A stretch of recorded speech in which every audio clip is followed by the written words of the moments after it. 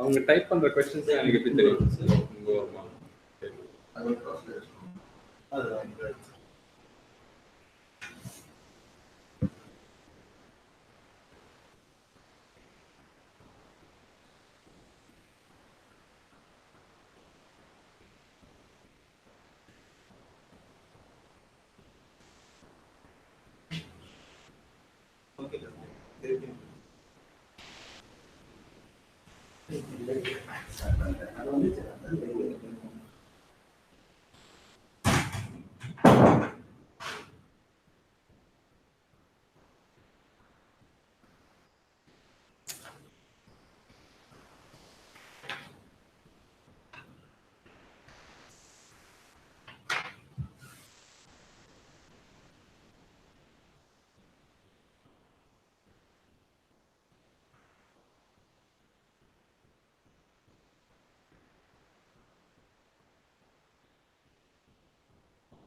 Okay, hello and welcome to this live session on LDPC codes and polar codes in the 5G standard. We are already live, so in case you have any questions or queries, please feel free to type it on the right. Already people are saying hi, hello everyone to go here. If you have any questions you want me to take up initially, you can go ahead.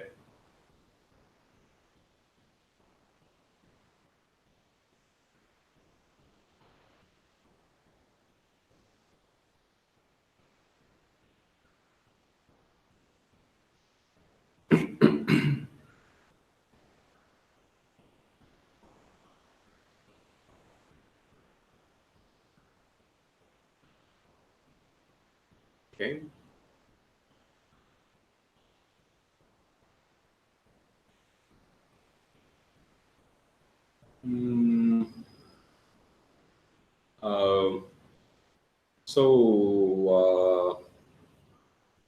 Okay, so the question is about a priori LLR. So,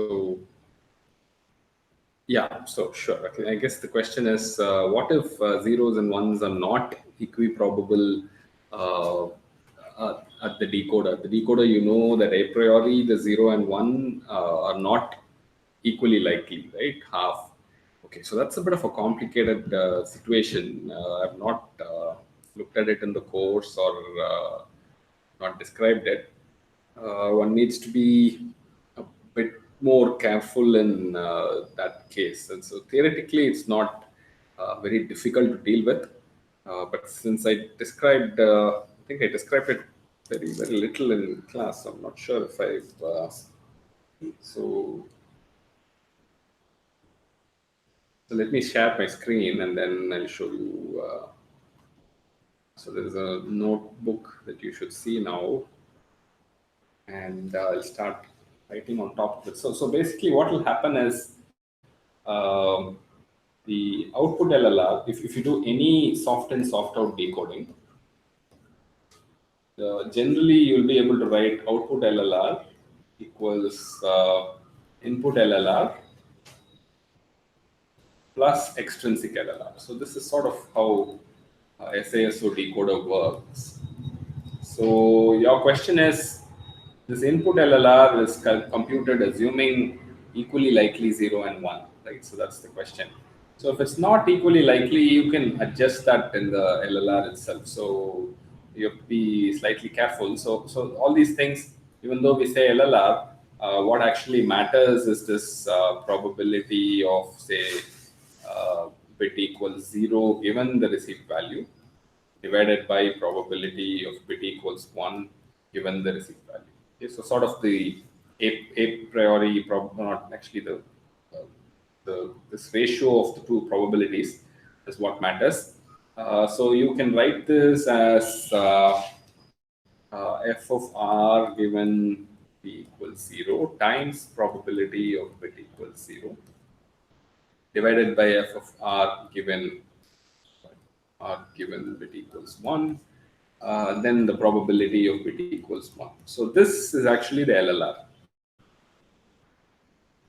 Okay, so this is what we've been calling LLR because this we will say is 1 if equally likely. If it is not equally likely, then it will be some other value. Okay, so what will it be if it's not equally likely? So you have to just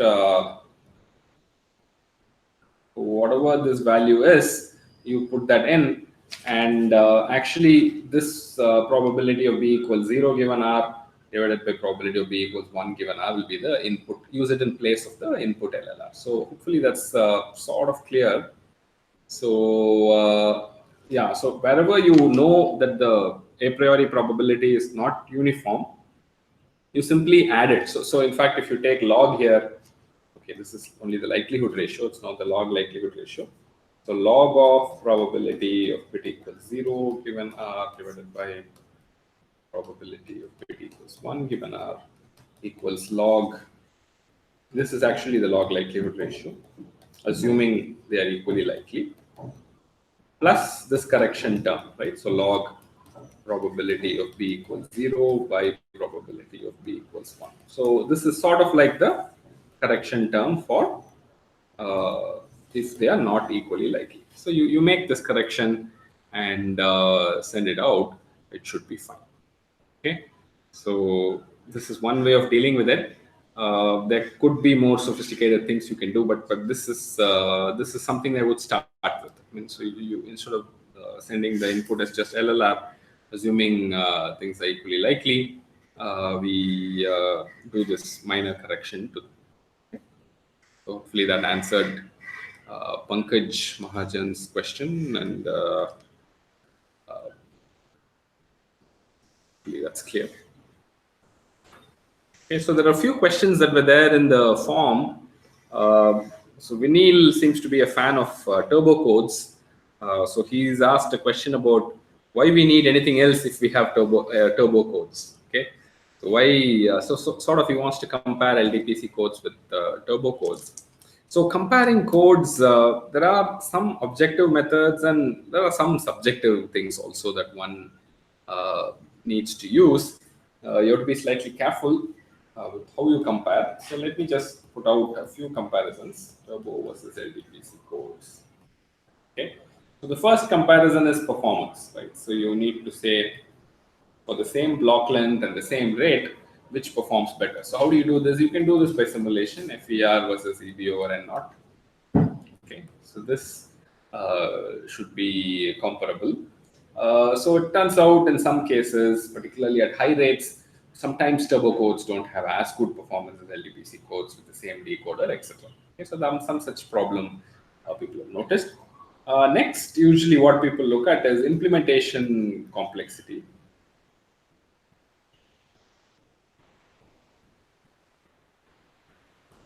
Okay, and so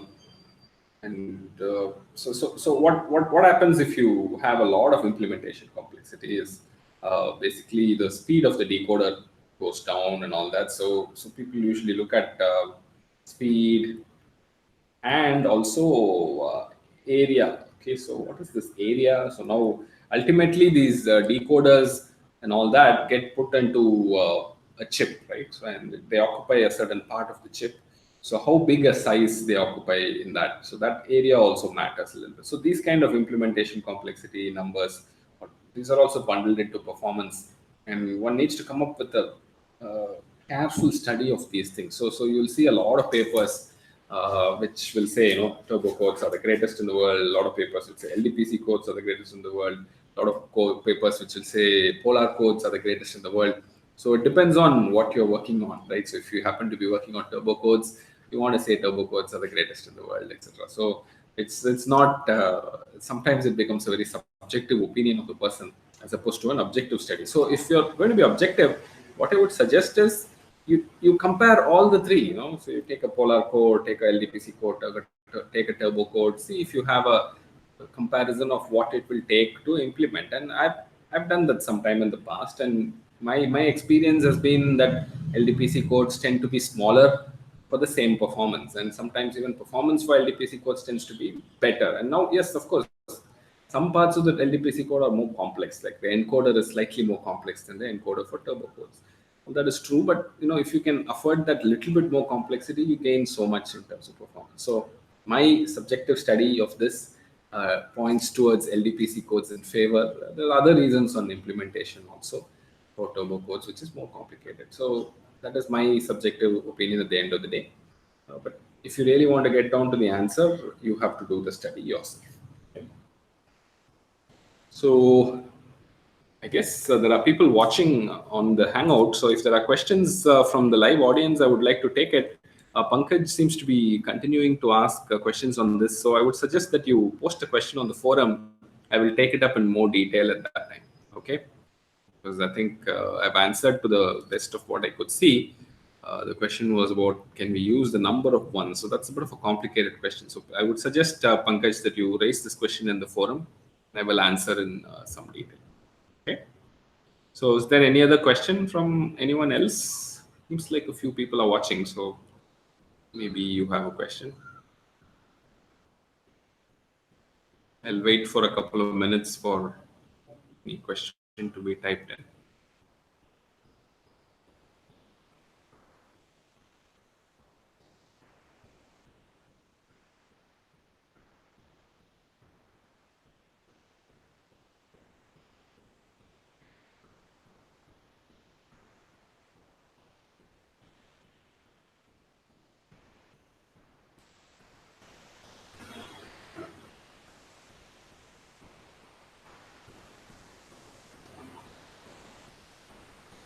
Okay, so in case the live audience is not going to be asking something, so maybe I can move on to the next question that was asked in the form.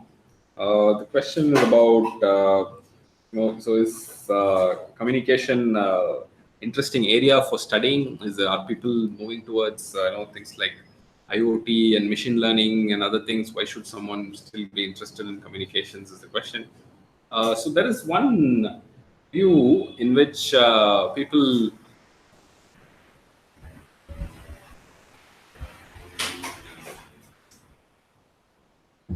So there's one view in which people claim today that communication has become commoditized in some way. What do I mean by commodity? So it's almost like there's not very much exciting things that are unknown in the communication system. So for instance, even 20 years back, that was not true. So people, when they had to set up a communication system, they had to do a lot of research and figure out a lot of things. So just to understand, so I'm talking about future of communications.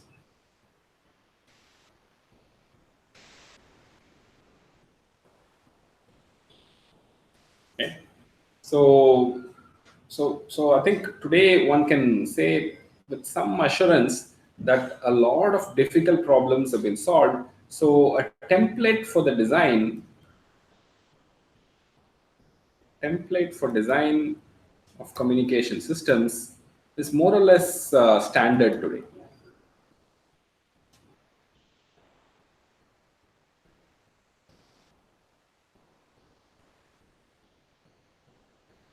Okay, so you're given a certain bandwidth, you're given a certain power, and you can live with some delay. So what do you decide, right? So how do you come up with a communication protocol? The template is very clear. So most people would use, OFDM for channel equalization and use LDPC or maybe polar codes or even turbo codes for decoding, and that gives very, very, very good performance, close to the capacity possible. So even in wireless systems, things have become sort of standard. But now, however, this is just the template, and getting down to the specific choices that you make needs some engineering still. And there are many cases where the system is so non-standard that you may have to change the template maybe a little bit, but not that drastically. I think it may not be very easy to come up with a drastically new template depending on the needs. So the basic, maybe the most difficult problems are solved, and it's not very exciting today to come up with a communication system.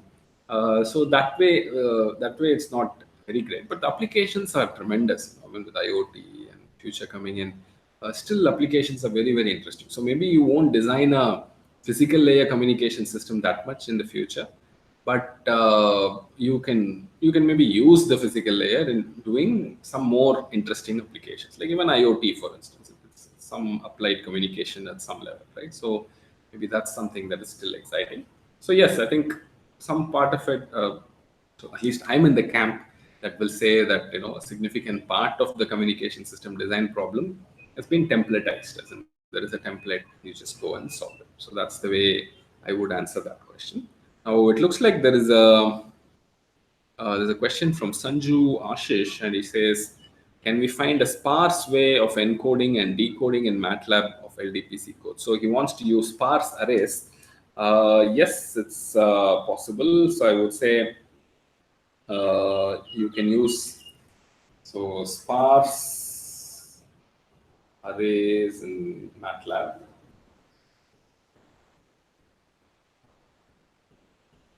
So yes, one can do that. So I think if you look at the decoder that we implemented in the code, that was also sort of sparse, right? So we only represented the ones, and we didn't use zeros. So what is sparse? So if you look at the parity check matrix, okay, it has lots of zeros. Okay, and only the ones matter, right? So it's enough if you store the locations of the ones and work with it.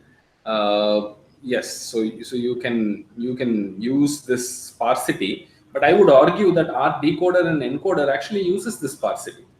So you can go back and check how our encoder and decoder works.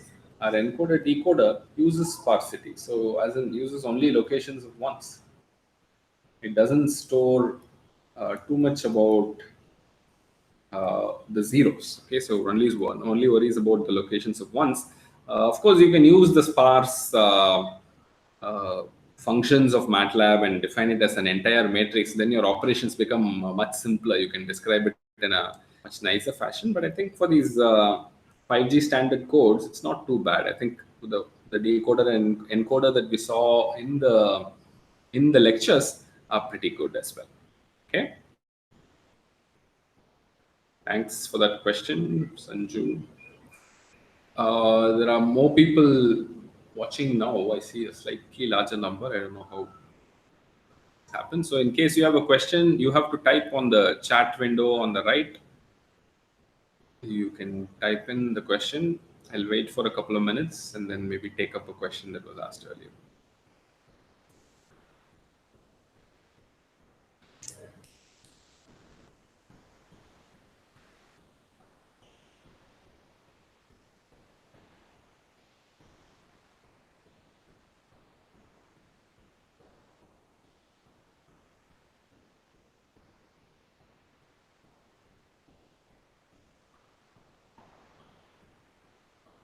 Okay, so it looks like too many people are asking questions today. So there's one more question on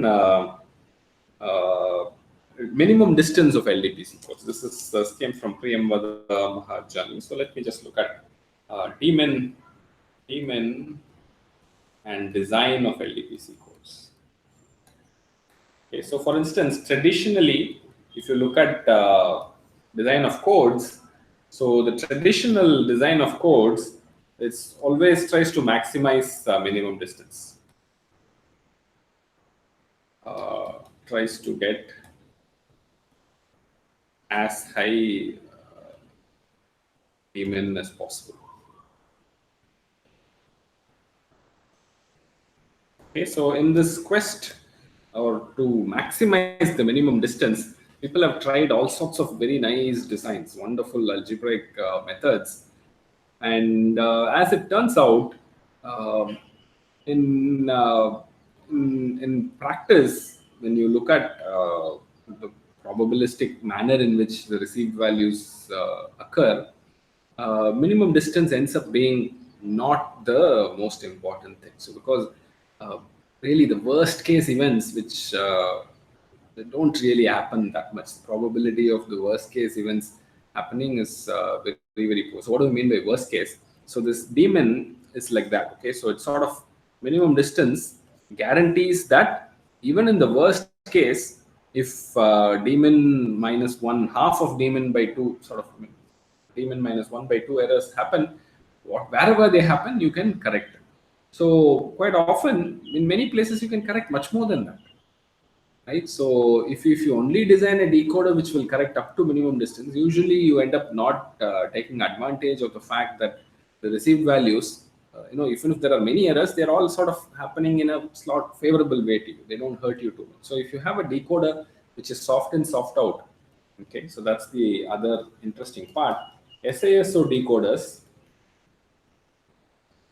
are usually correct most of the typical errors. Okay, so these are all vague words. Uh, I'm not being very precise here. So, in fact, even beyond minimum distance, quite often, even if you have this number of errors greater than d min minus 1 by 2, the SASO decoder may be able to correct it. So, so what's important is you have to build good SASO decoders. Okay, so the daemon, more than daemon, good SASO decoders end up being important. But that doesn't mean that daemon is not a quantity of interest. If your minimum distance is really poor and you have lots of code words which are of low distance, then you will again end up not doing much. So this error flow problem that will show up. Okay, if you have very poor minimum distance, but it turns out the error flow is so low that you don't have to exactly get the minimum distance right very often. You have to just be careful about it. Make sure that you don't have very bad minimum distance. That's all. So if you can kind of make sure that that becomes okay. So that's why in modern code design, we don't try to prove minimum distance at all. We just try to make sure that minimum distance is not too bad, and then go ahead and do the design and build a good SASO decoder. And it works out very well. Okay, so I can see Priyam Vada Mahajani said thank you already for answering the question. Thanks for being on this live session. Okay, so a couple of more questions has come. Pankaj, this is like the second question you're asking, so I'll come back to you a little bit later. This Sham Kishore. Okay, all right. So he wants to know about QAM and other modulation. So I should comment on that. That's a nice question. So if you have a general QAM modulation, okay, so what will happen is you will have generally two dimensions, and let's say you have 16 symbols. I'm just giving you an example. It could be any other number. And what will happen is you will have, let's say, right, so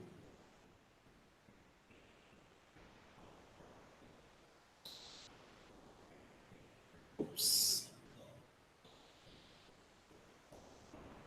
Then I'm going to just write down the bit assignment here. So usually this is done in some sort of a gray fashion. You can do it in many different ways.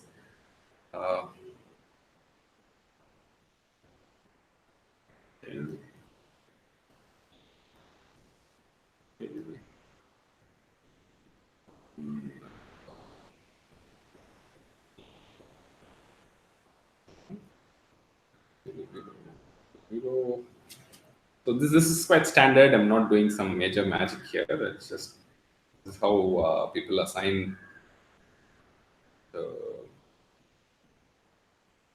widths to the symbol. So you have 16 symbols here. So this is like 16 QAM, and then you have widths assigned to symbols. So this is complex signaling. So you have the I and the Q.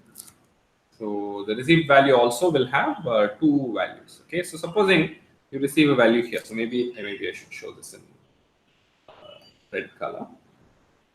You receive a value here. Okay. So what you can do is, even though this is not a BPSK, you can kind of act like it's BPSK for every single bit position. So you take the first bit position. Okay. For the first bit position from the received value. Okay, what is this again? This is the received value.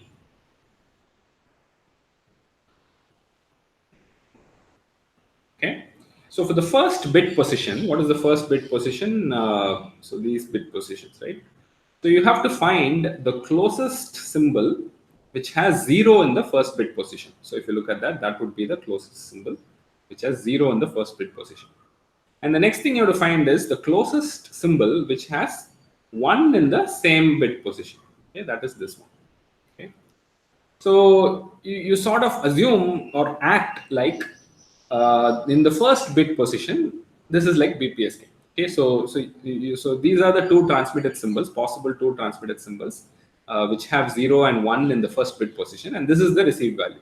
Okay, and then you compute the distance of the received value from each of these and act like it's BPSK from there.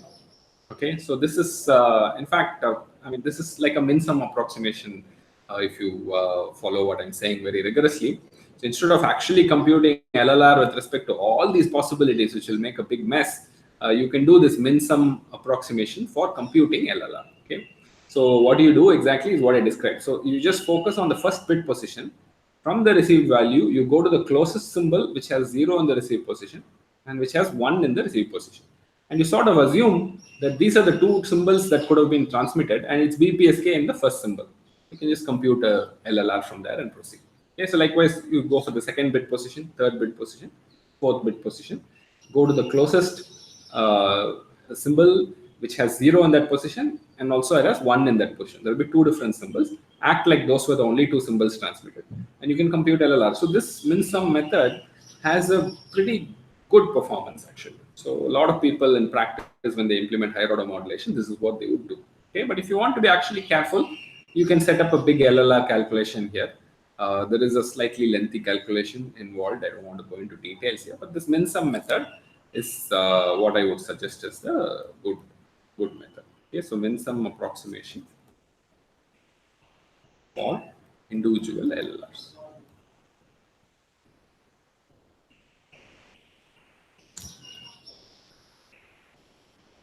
Okay, so seems like hopefully that helped you. You can look it up, and if you're still not very happy, Sham Kishore, you can write an email in the forum. I'll maybe give you very specific references. Okay.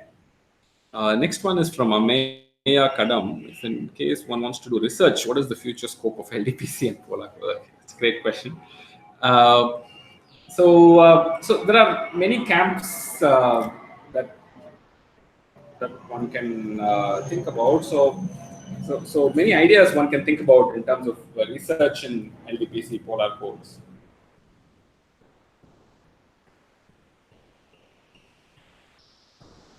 Okay, so one thing I'll definitely tell you is the amount of research that's going on in LDPC polar codes is sort of reducing or saturating compared to many other areas. So it's actually true. A lot of work sort of people believe has been done already. They don't want to spend too much time once again sort of reinventing the wheel. But yeah, of course, there is still some performance improvements possible. Okay, so you can think about performance improvements.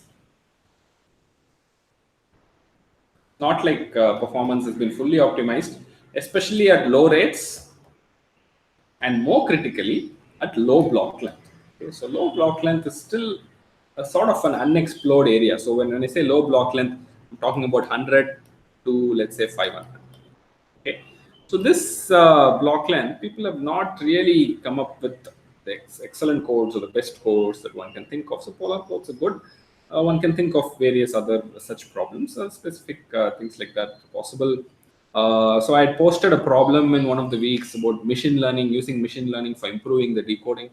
That's also interesting and exciting. Such research problems are also good. But generally, it's not today a very hot area of research. Okay, so if you want to do work in a very hot area, you have to look for some learning problem and work on that. Okay, so I know I'm giving a sort of a negative answer, which is not meant to be negative like that. There are a lot of interesting, exciting problems in LDPC, but application-oriented tasks, a lot of them are there. You take LDPC or polar code and then design it for a specific situation. Such applications are still there. Okay, so that's possible as well. Hope that sort of answered your question, Amaya Kadam. And then let's move on to Gopi. He's asking about can deep learning techniques. Yes, so a lot of people use deep learning for decoding, and I don't want to say much more about it. So I just don't have too much. I've not done too much work on it, but a lot of papers recently are on people trying to use machine learning ideas in for improving decoding of LDPC codes. Encoding, well, for design, I'm not sure if machine learning is the best way to go, but maybe somebody will come up with it. I don't know. So, okay, so a lot of people are asking about intuition and more details of the SC decoder for polar codes. I wish I could give you more details. We just don't have the time for that kind of thing. So in fact, the intuition and the excitement about polar codes is a lot of it is information theoretic. Okay, so and we've not done any information theory in this class. So I don't want to go into the details. So what I'll do, since there are a lot of questions on this polar codes and intuition, I'll point you to a few talks that I've heard of. This it's available online also, where people are explaining the intuition of polar codes. These are sort of the founding fathers of polar coding theory. So probably they would do a much better job in explaining how polar codes came about. So I'll post some of those in the forum later on. Okay, please put those questions in the forum also, so that I can reply to them. Okay, I think this is to Lakshmi and even Pankaj was asking about intuition for polar codes. Okay. Okay, so then there's Ajay Sriram. Okay, so he had asked this question earlier also. I think in the form also there is this question from him. So how do you start learning communication engineering? Okay, so that's a great question. So maybe I should address that, how to learn communication.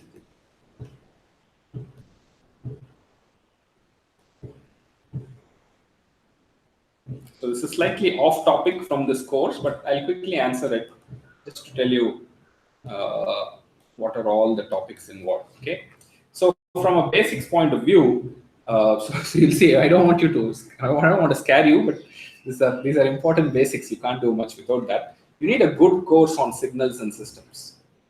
Okay. So before you can do signals and systems, things like Fourier transform needs to be really, really well grounded. You should know very good idea of signals and systems, and discrete and continuous. Okay, so don't just think it's continuous.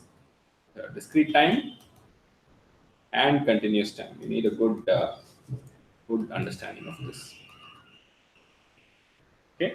Next thing you'll need a good understanding of is digital signal processing. So these two things you need to know. You need to know a few things about digital signals. Okay, so these two are foundations, or what I would call as very important. The next one is probability and random processes. So there are versions of this course which is taught in electrical engineering departments. I would recommend those because we sort of focus on the practical aspects and what's needed.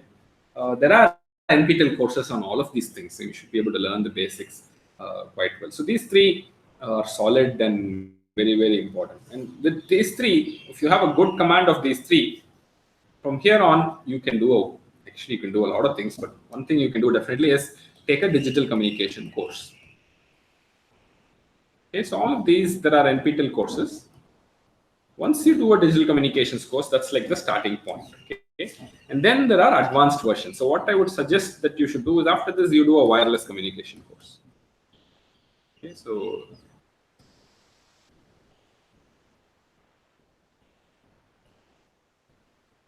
and you can also branch off into error control coding,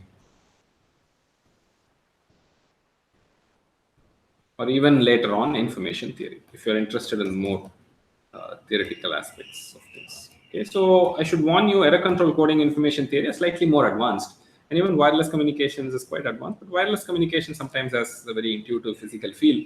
Error control coding, information theory are more mathematical. Okay, so these two are a bit more mathematical.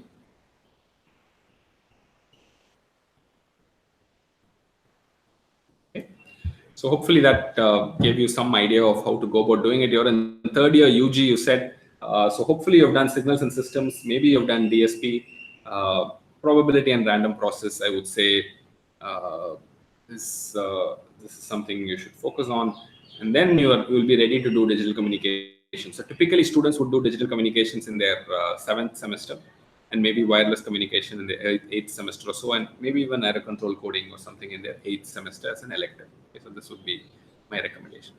There's a question of TPC. I'm not sure what you mean by TPC. Is it turbo product code? Not sure if I understood that question from Lakshmi. You should expand on that. If it is turbo product code, I'm not sure if that is there in the 5G standard.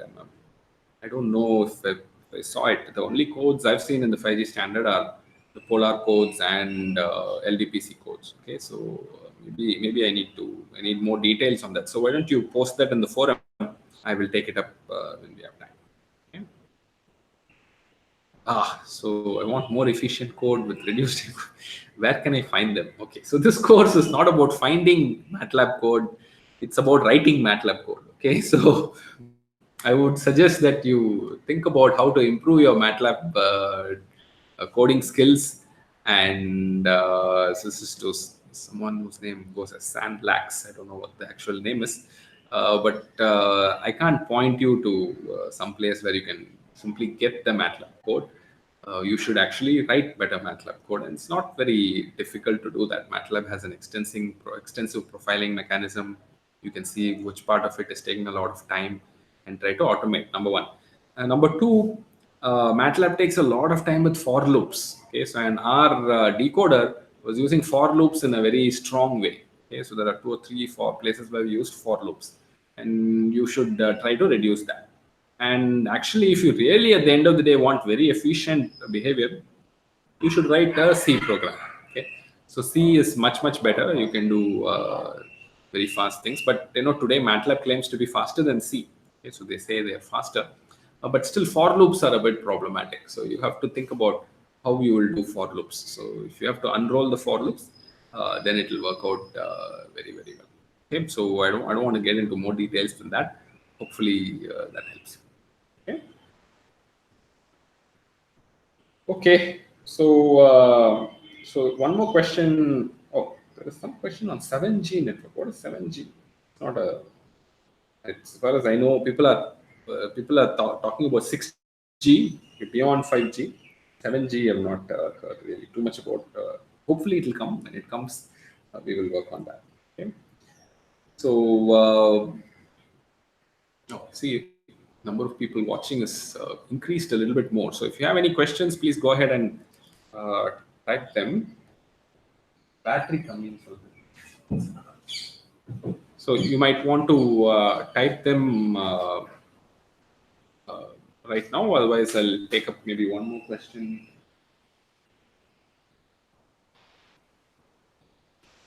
From the list of questions that have come.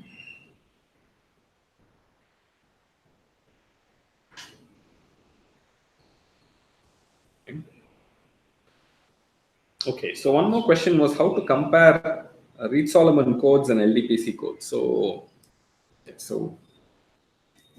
I've done this comparison myself in the past, and LDPC codes do come out on top. It's not very hard to imagine why. But how would you go about doing it? So how would I do it, for instance? Okay, so you pick a block length. Okay, so you fix block length and rate.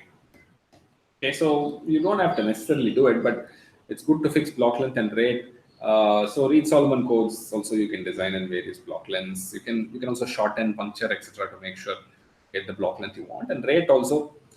Typically, if you go to very low rates, in fact, even rate half, ReedSolomon codes tend to become very complex and decoding and all that for large block length. So maybe you want to pick a higher rate if you like, and then you can use the 5G code. So then you design a RS code and you design an LDPC code. So I would suggest for LDPC code, you take it from 5G. It's a pretty good LDPC codes. So for ReedSolomon code, actually, you don't have to do too much choice. So for instance, so this is you can do a design, but all you need to do is to find out N, K, and daemon, right? So once you know daemon, you can do this. Okay. So typically, so these guys, you would do hard decision decoding, hard decision nearest neighbor decoding, hard decision decoding. So let me not say anything like that. It's sort of difficult to do soft decision decoding. There do exist soft decision decoding methods for ReedSolomon codes. They end up being very costly and not very easily implementable. For this, you can do message passing decoding. So the decoder that we described in this course, and then you compare. Okay, then you make a FER versus EB over N naught plot. So that's it. So if you do this, you will see the story. I mean, I think ReedSolomon codes will probably be, 3 or 4 dB. Yeah, I'm going to guess roughly. So this will be the RS code, this will be the LDPC code, and you'll see about 2 to 3 dB improvement. Okay, so that's sort of a comparison just off the top of my head. Of course, this 2 to 3 dB is not true for all ReedSolomon and LDPC codes. It's just a ballpark number. So this is what happens when you do this.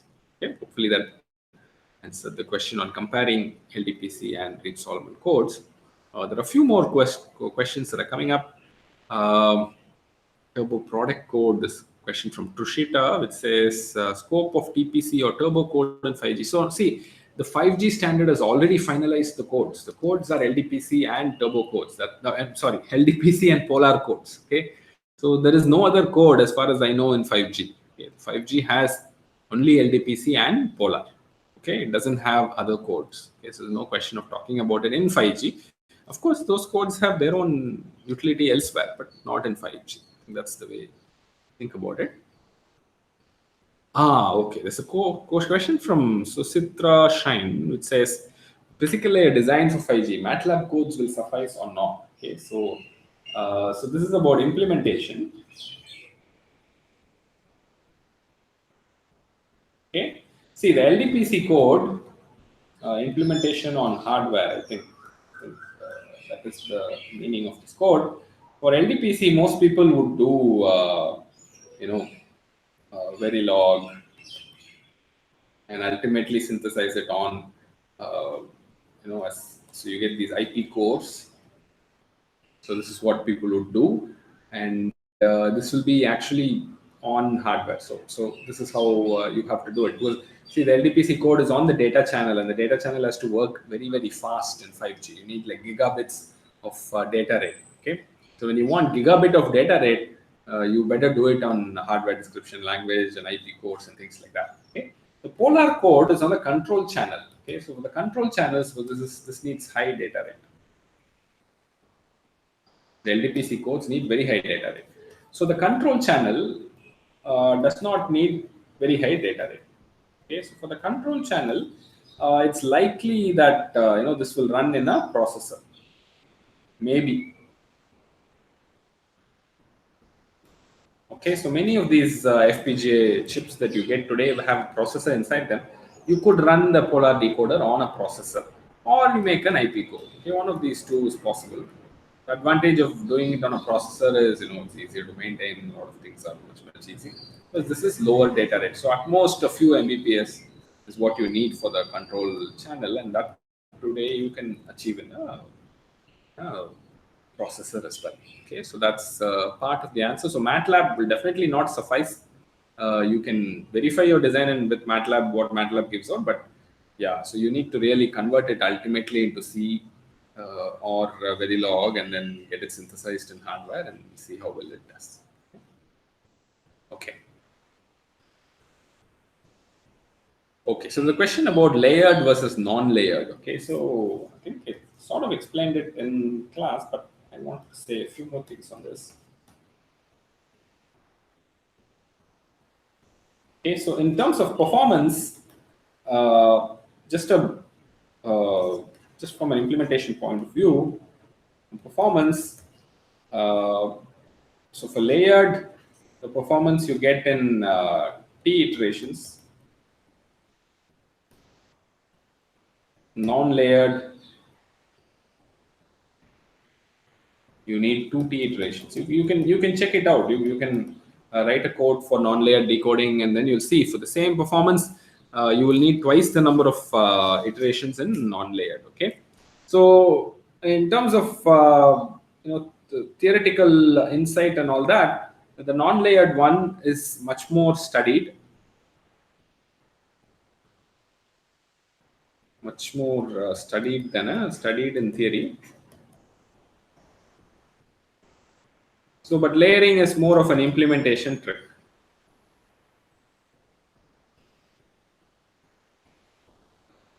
Okay, so so it's hard to study the layered decoder in theory, and assurances are difficult. But most decoders for LDPC codes will be layered, particularly this way of expanding the base matrix and coming up with permutation matrices for designing the overall parity check matrix using shifted permutation matrices and all that. It is based on the success of the layered decoding. And layered decoding really is the most implemented one, and you should go for it. So beyond this, it's hard to say much more about what is going on here. Okay, so layered decoding is a bit more aggressive, sort of. It's a bit more biased than the non-layered decoder. You go ahead and use the first layer in the second layer itself and all that, while non-layered is a bit more slow in that sense. But it's hard to study in theory, but it's very, very useful. So this is something that one can do. Okay. Oh my God. Okay. So there's a question on 5G as a system. Okay. Okay. So I should first of all confess that I've not looked at 5G as a system that closely. A lot of others who are much more qualified than I am to comment about 5G, but actually 5G is actually very different from the previous generation. The reason is they use very high frequencies, and they use a slightly different form of communicating from cell phone to base station. So usually the radio waves that we use currently in 4G and all that, they sort of bend around corners, and they work, there's lots of other properties of propagation that they have. The 5G is more like a direct line of sight. I mean, it has the cell phone base station or something will directly see you, and then it'll keep tracking you. Okay? It's almost like there's a beam coming from the base station directly to your cell phone. I mean, it sounds very fantastic, but I mean, of course, you don't see the beam and all that, but that's what 5G does. So fundamentally, the way 5G works is very different from the previous generation. So yes, it is very, very different. Will it require new wireless spectrum? Yes, I mean, it requires much higher frequencies. So new wireless spectrum has to be auctioned out. I believe India is very aggressive about it. I think the current thinking is we should have 5G the exact same time everybody else has 5G. 4G we caught on a few years later. So 5G, there's a lot of aggressive push happening, but yes, I think it will need new spectrum. Okay. Okay, so there's this question of why did they decide to use polar codes in control channel? Why not LDPC there? Okay.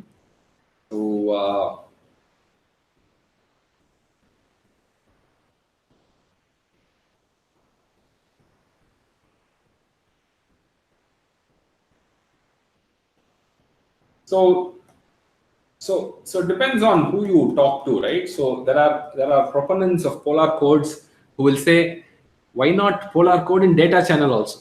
Why LDPC codes? They'll say a lot of politics is behind it. So I want to say a few general things about how standards are decided. Okay? So the 5G standard is done by an international sort of collaborative bargaining process. Okay? A lot of companies and countries participate in it. India also actively participates in it. So they all discuss the theory behind it. Companies bring in proposals, and these are vetted by a lot of people. Yes, there is a lot of politics behind the choice. Okay, so performance, of course, is important, and people are very mindful of that. Most of the decisions are performance-based, technology-based, and neutral. But politics also plays an important role. You can't say no when two people talk. There's politics. So in so many countries and companies talk together, there will be lots of politics. Okay, so it's not wrong or anything like that. But that's how it works. Okay? So what is sort of generally accepted is for higher block length. Okay, block length, say 2000 or more. I'm just throwing a number here. It could be also 1000.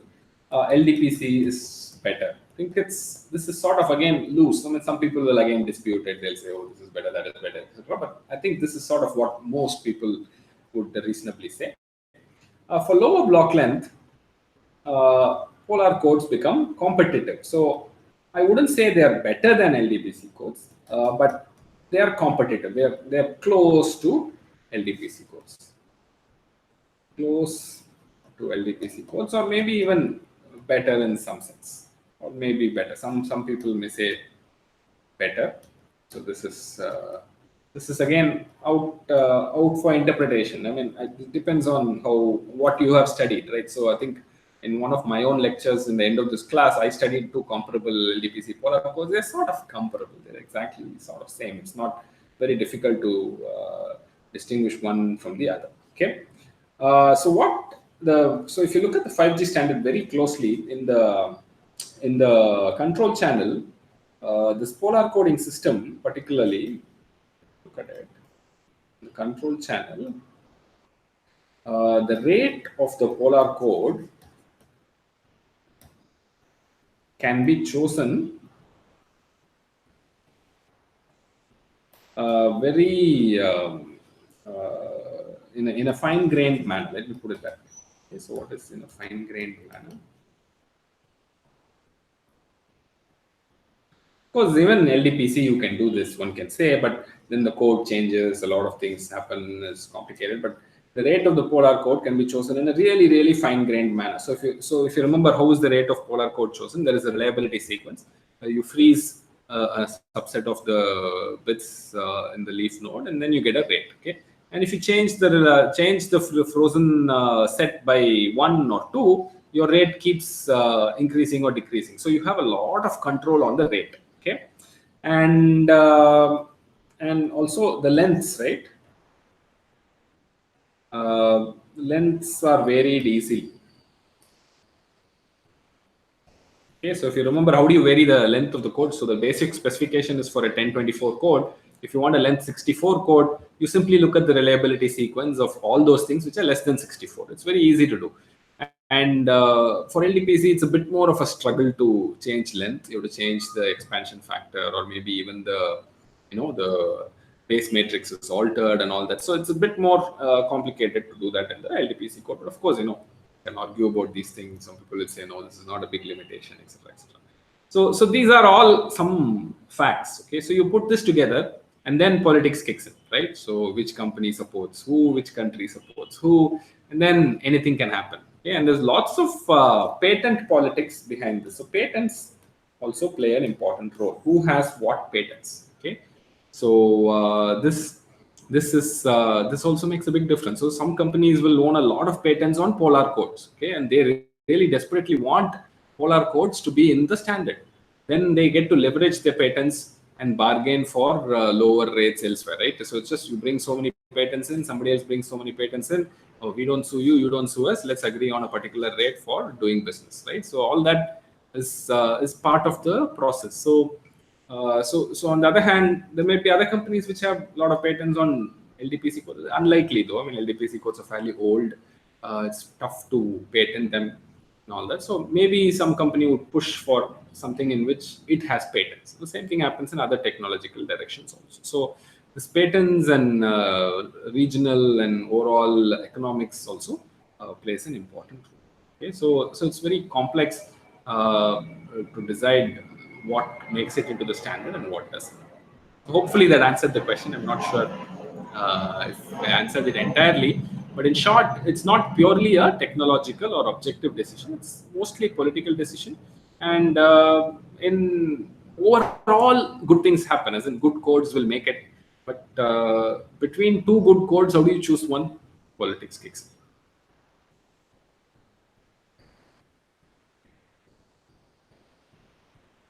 in. Okay, so I think we're sort of winding down, and I think I've addressed most of the questions. There are questions about other algorithms in 5G communication. I'm really not qualified to talk about the signal processing algorithms involved in 5G. There are a lot of complicated signal processing algorithms. The 5G testbed project is a very nice project. A lot of people are working very hard in IIT Madras. Maybe some of them will offer some courses in the future on NPTEL, and one can. Okay. So if there are any other questions I can take up. So there's a question on 5G improve voice quality. Okay. So does 5G improve voice quality? I think generally 4G also supposed to improve voice quality. But I don't know. Generally, I find, at least in my experience, I could be wrong, voice quality is also dependent on how the network gets deployed and traffic, how it gets generated, etc.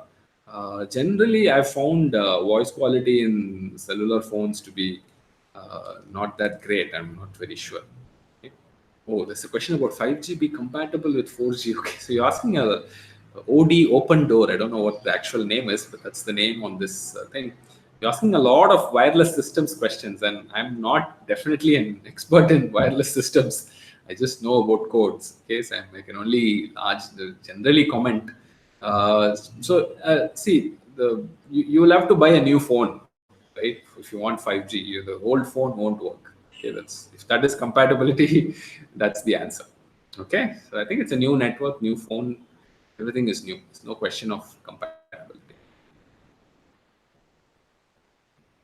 Okay, so if there are any other questions, please type them in. Otherwise, we are getting close to the end of the session here.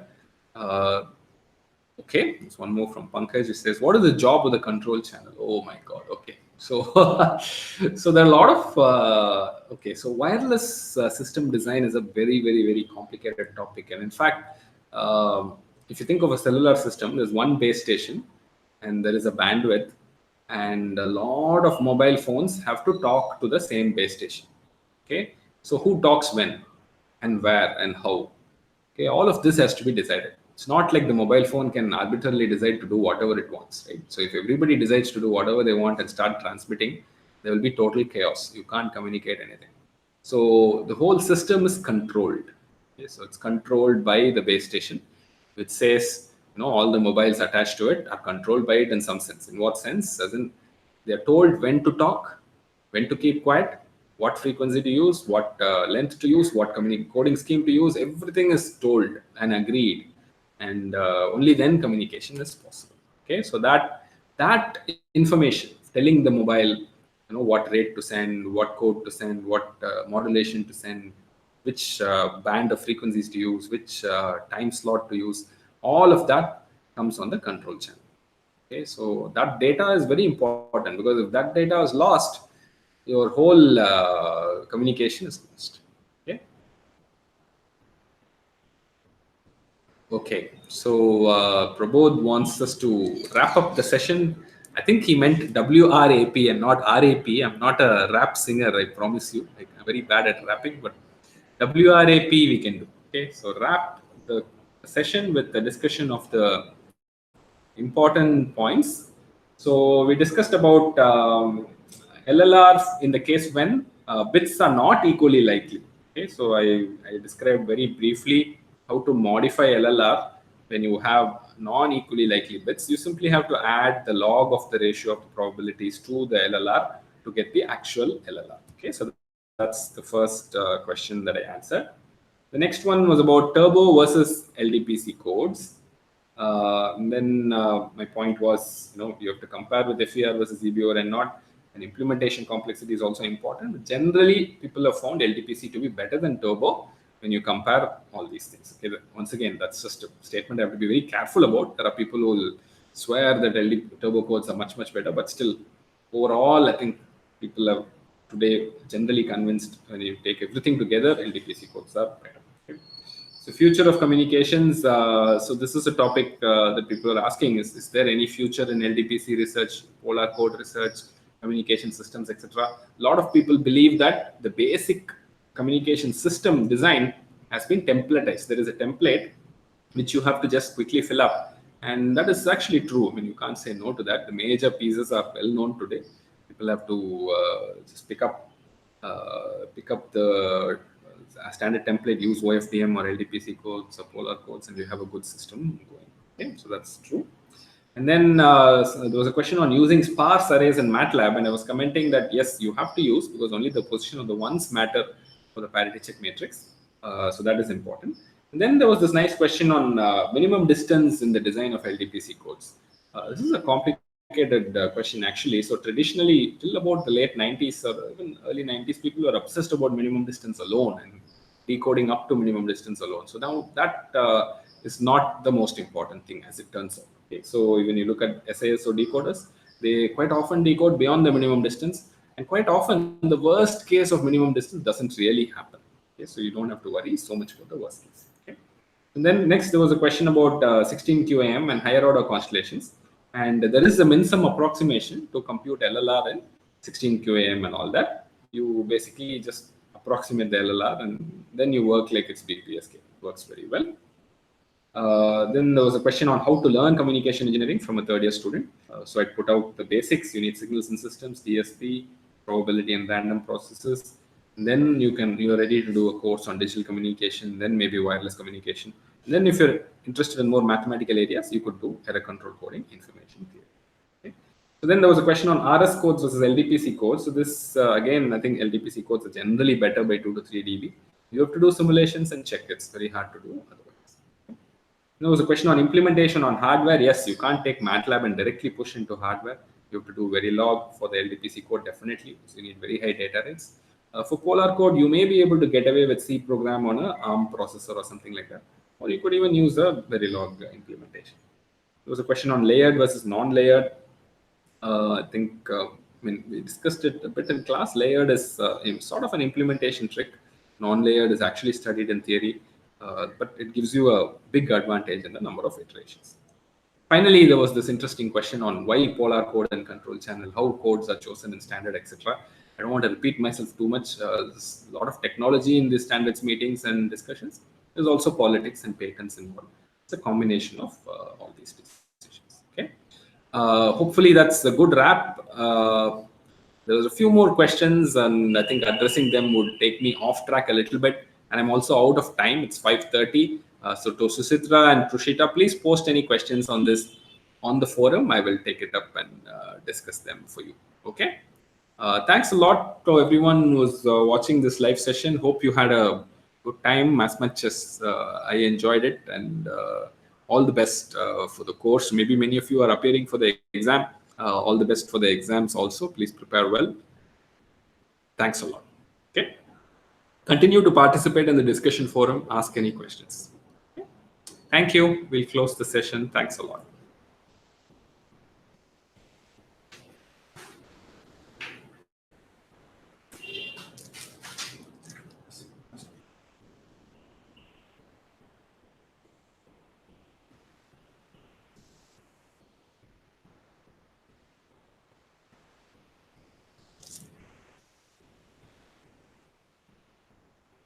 Okay.